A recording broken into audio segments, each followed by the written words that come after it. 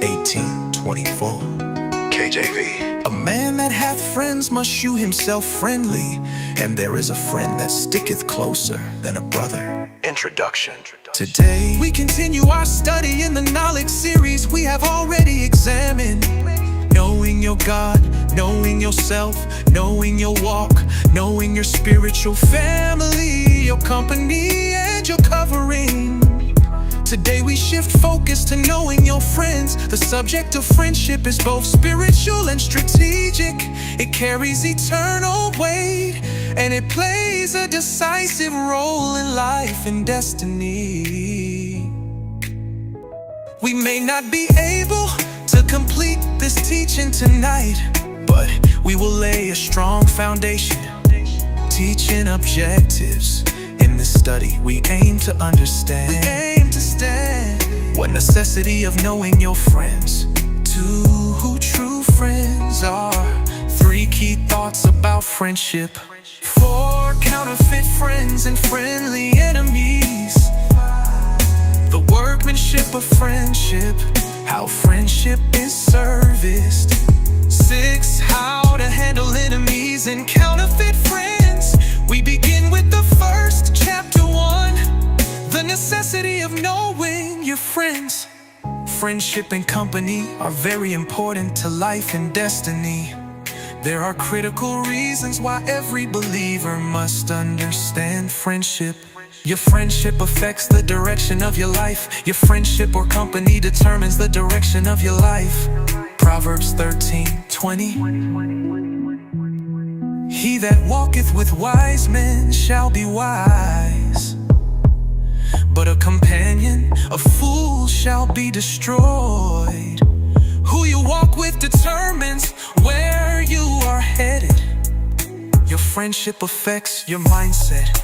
Your friends influence how you think, your reasoning, your mindset, your thought process. If you associate with people who think small, think micro, or carry a limited but melody, no matter how large your vision once was, your mind will eventually shrink. In Numbers 13:33 and Numbers 14:14, the entire mindset of Israel was altered because of the evil report brought by the spies. I have seen people who once believed in possibilities until they encountered people who taught them how to think small. Your friendship affects your character. Association brings assimilation. 1 Corinthians 15:33. Be not deceived. Evil communications corrupt good manners. Bad relationships corrupt good character. That is why you must be careful who your friends are. People who never smoked began to smoke in school. Those who never drank became drunkards. Those who never chased women began to chase women. All because of association. I once knew a woman who was submissive to her husband until she entered a friendship that imparted rebellion into her life. Another woman confided marital issues to a so-called friend. When she said she wanted to leave her husband, the friend asked, "Do you have transport money?" That was her counsel. For your friendship affects your choices. Your choices and decisions are influenced by the people around you. Many people fail to marry who they were meant to marry because a friend disliked the person others married, who they were not supposed to marry because a friend encouraged it. Your friendship shapes your decisions. That is why you must be careful who you call a friend. 5 Your friendship affects your action steps. Your friends influence the steps you take, whether profitable or destructive. Peter stepped out of the boat in Matthew 14:28, 29, because he was connected to Jesus, who encouraged him. On the other hand, Amnon took a disastrous step because he listened to an evil friend, Jonadab, in 2 Samuel 13:1-5, which led to tragedy. Your friends determine whether your steps are positive or disastrous. Sim 6, your friendship affects your outcome in life. How you end in life is affected by who you call a friend. Judges 16, 20, 30. Samson ended in calamity. Because of Delilah, your outcome in life is determined by your friendships. 7. Your friendship affects your eternal destiny. If a friend can make you smoke, drink, or engage in what you should not, that same friend can usher you towards eternal destruction. The road you follow determines the place you end. That is why it is crucial to know your friends. Chapter 2.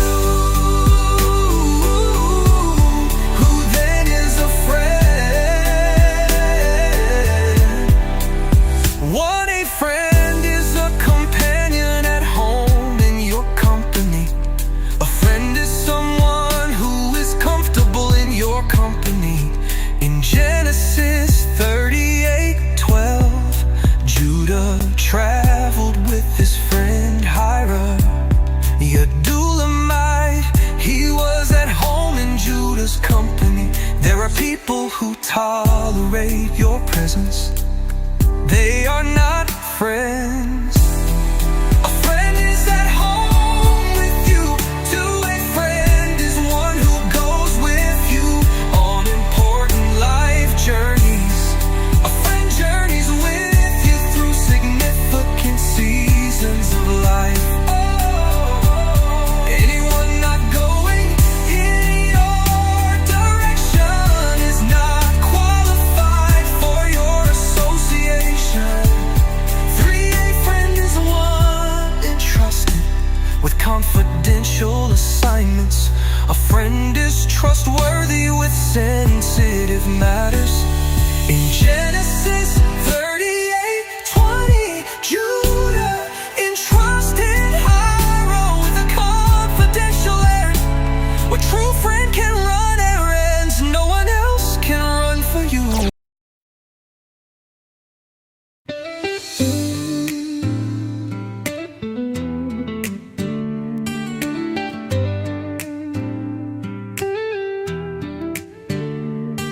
A true friend is as your own soul.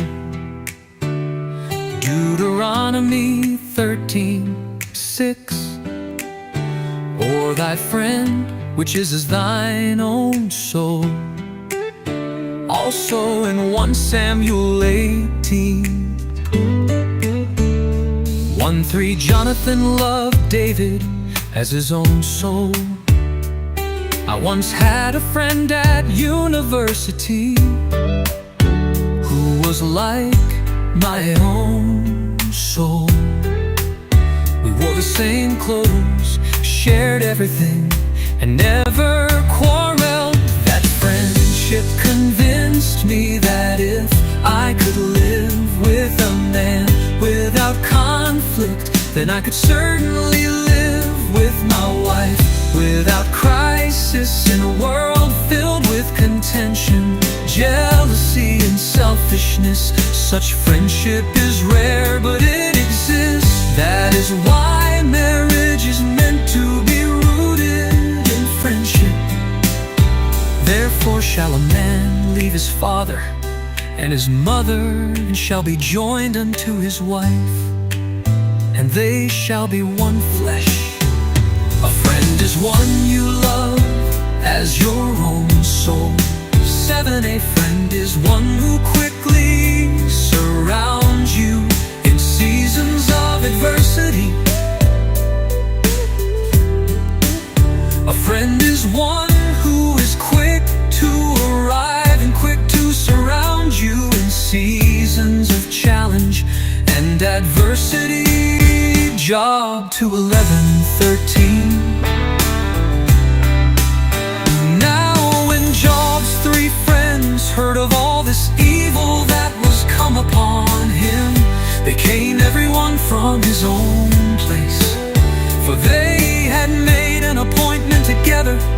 come to mourn with him and to comfort him. So they sat down with him upon the ground.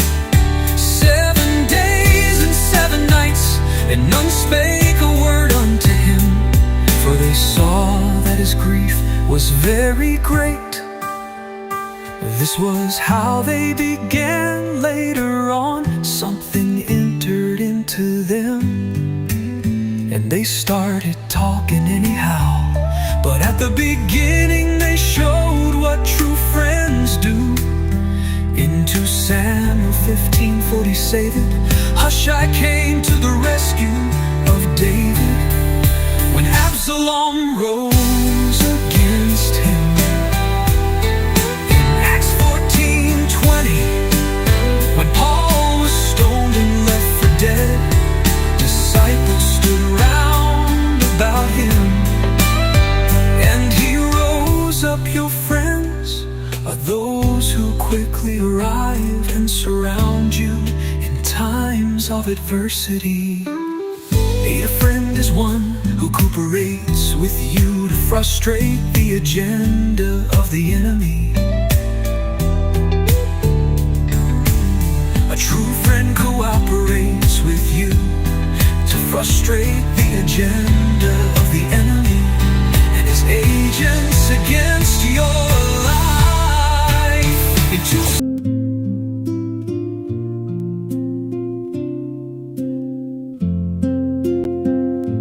A friend is one who makes your burden their burden. Your burden becomes their burden. Your concern becomes their concern. Your pain becomes their pain. They will fast and pray for you. Psalm 35:13-14. But as for me, when they were sick, my clothing was sackcloth. I humbled my soul with fasting. I behaved myself as though he had been my friend or brother. That is how a friend behaves. The Bible says the Lord turned the captivity of Job when he prayed for his friends. I remember shortly before my wedding, I was overwhelmed. Everything seemed as if it would collapse. I was physically exhausted. My friends surrounded me, laid hands on me, and said, "It is all right. Everything will work out." They carried my burden as their own. The devil fights what he fears.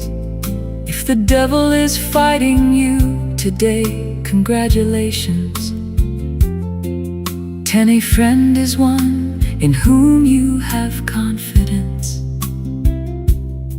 A friend is one who is trusted, someone whose reliability and faithfulness you believe in. Psalm 41:9.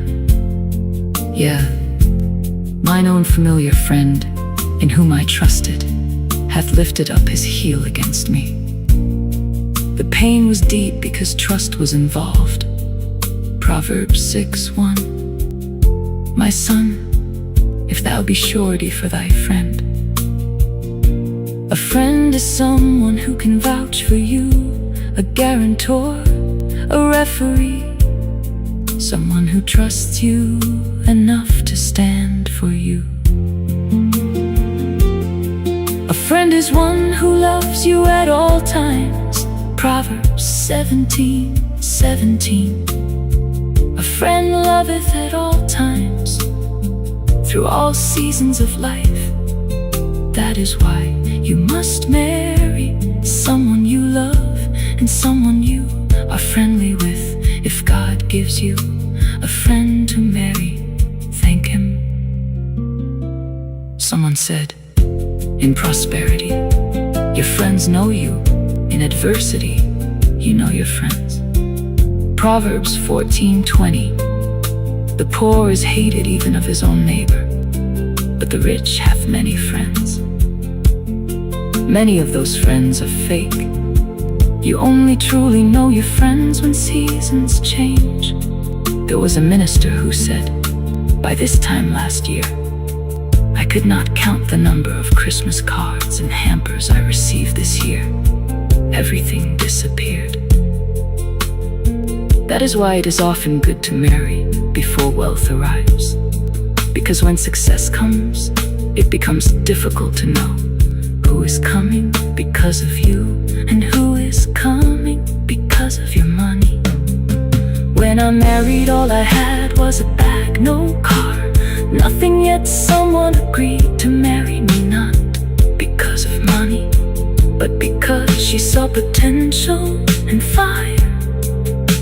May God give you people who genuinely love you and genuinely believe in you. To every friend is one who is friendly with you, not hostile. Proverbs 18:24. A man that hath friends must shew himself friendly. A real friend is not constantly quarreling with you. Those who fight with you daily are wasting your time. Friendship is marked by friendliness, not hostility.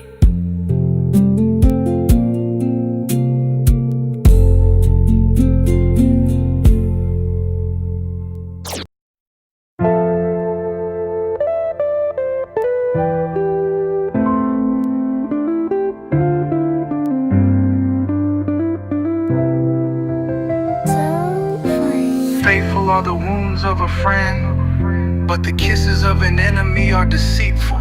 Like the kiss of Judas, deceitful affection, meant for destruction. May God save you from such people. 14, a friend is one committed to giving you hearty counsel. Hearty counsel is counsel from the heart, counsel that refreshes and produces rejoicing. Proverbs 27:9. So doth the sweetness of a man's friend by hearty counsel. I once sat a man down who wanted to move very far to build a permanent church site. I shared my own experience with him, honestly and from the heart. What must be in place before making such a move? He said, thank you for talking to me like this, I now know what to do. That is hearty counsel. True friends do not mislead you so they can shine. While you fail, they tell you the truth so you can succeed. May God give you genuine friends before we proceed. Let me share something my mother used to say. She said a real parent should never be afraid of the face of their child. The child should never grow to a point where you are afraid to tell them the truth. She would say, I gave birth to you, I cannot be afraid of your face. There are parents today who are afraid of the faces of their children. They cannot correct them. That is not love. That is how real friendship works. You love your friend, your spouse, your children enough to say, sit down. You must understand this. We don't operate like this here. That is friendship. 15, a friend is one committed to the sharpening of your gifts and potentials. A real friend is committed to sharpening your life's gifts and potentials. He sees what God has placed inside you and helps to refine it. Proverbs 27:17. Iron sharpeneth iron, so a man sharpeneth the countenance of his friend. A true friend helps you to shine. He helps your gifts to stand out. He recommends books that will help you. He exposes you to things that will lift you to another level. When my wife and I started our journey before we became pastors, every book I read, I gave her to read. I wanted us to be at par mentally. I did not want to be thinking up while she was thinking down. I did not want to be unequally yoked. Iron sharpens iron. Recently, I sent my daughter some materials to work on her musical and vocal abilities. When she asked questions, I shared what I knew. You want to bring the best out of someone you love. Another minister asked me how songs come so effortlessly. We sat down, and in less than 5 minutes, a song was born. He said, I'm shivering goosebumps. I told him, I cannot hide it from you. May God grant you people who will sharpen your destiny, your gifts, and the graces upon your life.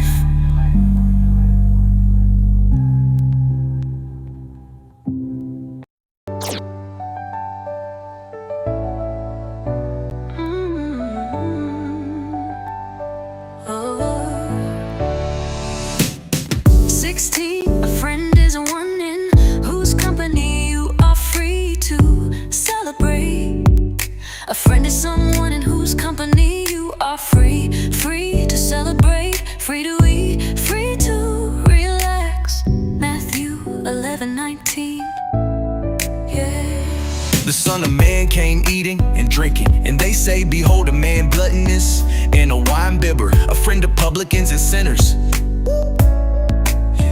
There are places you cannot eat, no matter how hungry you are. You are tense, you are not at ease. A friend is one in whose company you are free to celebrate. 17, a friend is one who is truly excited about your progress and success. A real friend is genuinely excited when you move forward. John 3:29. He that hath the bride is the bridegroom, but the friend of the bridegroom rejoiceth greatly because of the bridegroom's voice. This my joy therefore is fulfilled. The bridegroom has the bride, but the friend stands by rejoicing. That is true friendship. Some people are threatened by your success. A true friend celebrates it. 18, a friend is one who defends your interests at all times. A friend defends your interests and concerns, whether you are present or absent. John 19:12. But from thenceforth Pilate sought to release him, but the Jews cried out, saying, if thou let this man go, thou art not Caesar's friend. They understood that a friend defends interests, even in absence. A true friend protects your name, your position, and your cause. 19, a friend is one who does not work with your enemies. A friend does not work in concert with your enemies to undermine your life, destiny, or authority. James 4:4. Know ye not that the friendship of the world is enmity with God? The friend of your enemy is an indirect enemy. Let me say it clearly. Anyone who publicly hates you and seeks your downfall, if someone claims to love you but is close to that person, that individual is an indirect enemy. If your enemy knows where your life wire is, he will pull it. If he knows the switch of your destiny, he will turn it off. Do not be deceived. Somebody says, I love you so much, yet you constantly see that person aligning with those who openly hate you. I am not talking about imagination here. I am talking about what is clear to all. James 4:4. Know ye not that the friendship of the world is enmity with God? If the world is the enemy of God, and you claim to be the friend of God while remaining the friend of the world, then you have agreed to be the enemy of God. 20, a friend is one who cares enough to attempt to save your life. A true friend cares enough to attempt to save your life when they believe you are going overboard, when you are acting without caution. There are friends who will remove the car key from your hand when they see that you are too tired to drive. They care enough to intervene.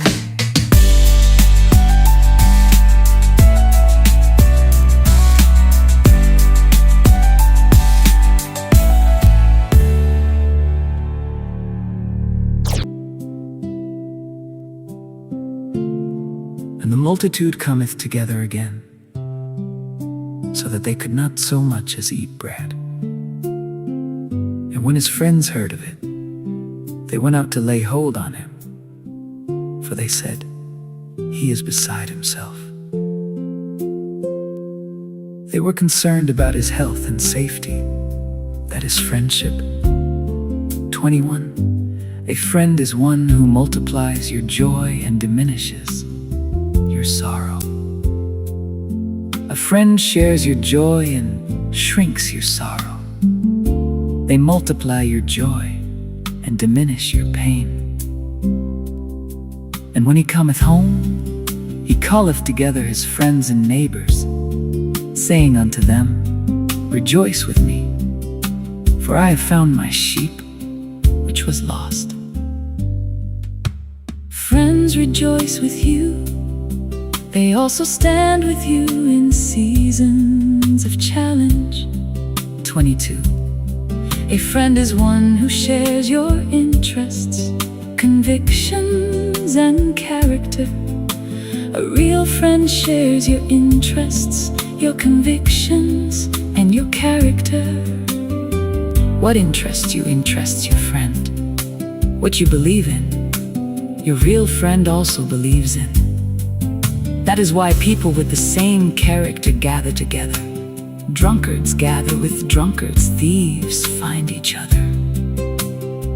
And the same day Pilate and Herod were made friends together. For before they were at enmity between themselves. What made them friends? Unity of interest and unity of character. Both were united in the desire to crucify Jesus. Shared character produces friendship. Chapter 3. Key thoughts on friendship. 1. Love is a command, but relationship is a choice. We are commanded to love everybody, but we are not commanded to be friends with everybody. Love is a command. Relationship is a choice. To be liberal in love, but selective in friendship. Love everybody freely, but be selective in friendship. Be liberal in love, be selective in friendship. 3. Friendship must be allowed, not forced. Friendship must be allowed to happen, not forced to happen. When relationships are forced, regret often begins from day one. There was a wedding my wife once attended. The marriage lasted only 7 days. Do not force yourself on anyone, and do not allow anyone to force themselves on you. 4. No relationship leaves you neutral. Every relationship is either adding something to you or taking something from you.